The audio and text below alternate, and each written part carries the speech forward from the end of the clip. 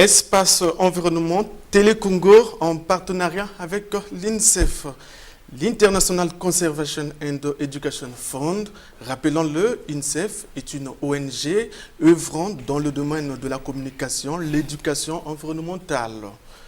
De tous les coins du monde, là où vous êtes, nous vous disons, chers téléspectateurs, bonjour, bonsoir, bonsoir, bonjour.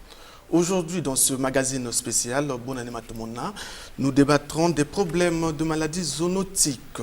Mais entre-temps, cette nouvelle tragique, la mort de ce 17 courant du septogénaire Grégoire. Oui, nous avons à observer, pas une nuit de silence, mais nous allons avoir une pensée pieuse en mémoire du vieux Grégoire, le chimpanzé, qui a fait la pluie et le beau temps, aussi bien du parc zoologique de Brazzaville que du sanctuaire de Chimpunga, non loin de Pointe-Noire, où justement la mort l'a surpris. Alors, Espace Environnement a bien voulu faire une évocation sur ce vieux cousin, et donc nous allons suivre cet élément.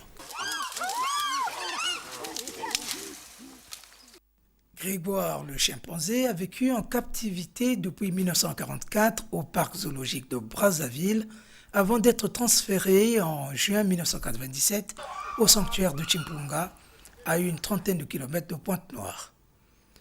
Grégoire était un témoin et un monument de l'histoire congolaise.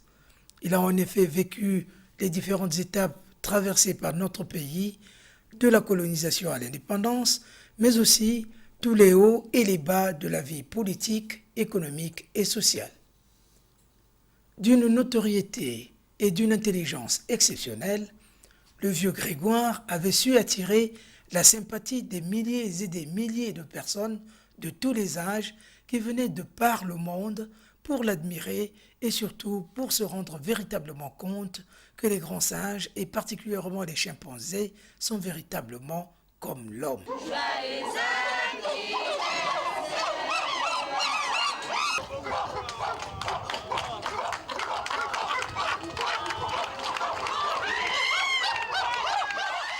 Ainsi, pendant les 64 ans de vie passés en captivité ou en semi-captivité, Grégoire a joui d'une célébrité qui a fait connaître le Congo au-delà de ses frontières.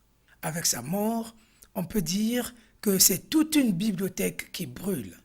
C'est sûr que les amoureux de la nature, tous ceux qui ont connu et aimé ce patriarche, au nombre desquels la primatologue Jane Goodall, dont la Fondation a énormément contribué à l'amélioration des conditions de vie du vieux cousin, continueront à avoir une pensée pieuse en mémoire de l'illustre disparu. Paix à son âme.